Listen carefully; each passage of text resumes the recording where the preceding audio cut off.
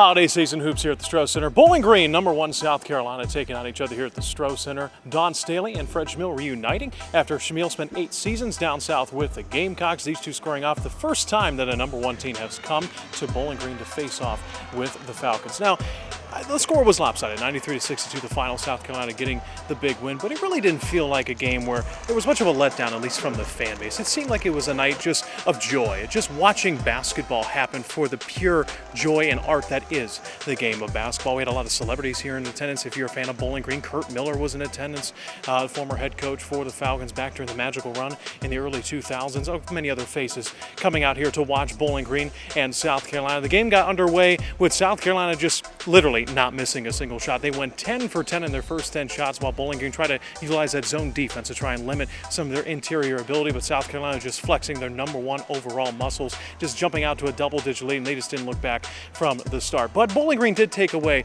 with some good things. It was Morgan Sharps who led the way in scoring for Bowling Green, 25 points. She knocked down 7 long balls. That was just 1 away from tying the single-season record in program history. She really had herself a great night, while Lexi Fleming was the only other double-digit scorer for the Orange and Brown. She had 11 points to go along with 7 assists. And when you looked on the floor, there was a huge size disadvantage for Bowling Green. Their tallest player is only 6'2".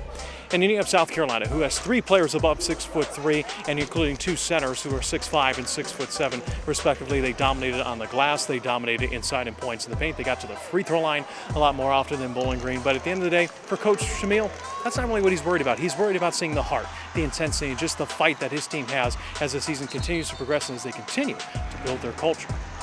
I would tell you that's who they are. And I would also tell you that's what we expect.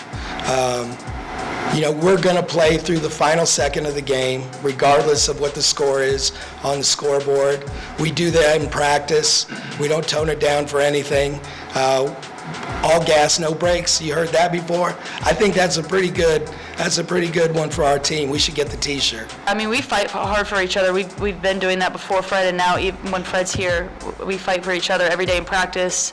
And we've seen that with Duquesne and Cleveland State. We fight to the finish. We fight every possession, and that's really who we are. All right, so for Bowling Green, they're going to turn the chapter to Friday night when they're going to head out west to take on the #15 ranked Indiana Hoosiers. Another ranked matchup for the Falcons, just continuing to kind of sharpen their iron as they get ready and creep closer and closer to the start of Mid-American Conference play. For more information related to BGSU athletics, you can always follow Falcon Media Sports Network on Twitter X at @BG_FMSN. Once again, the final score 93-62. #1 South Carolina takes down Bowling Green here at the Stroh Center.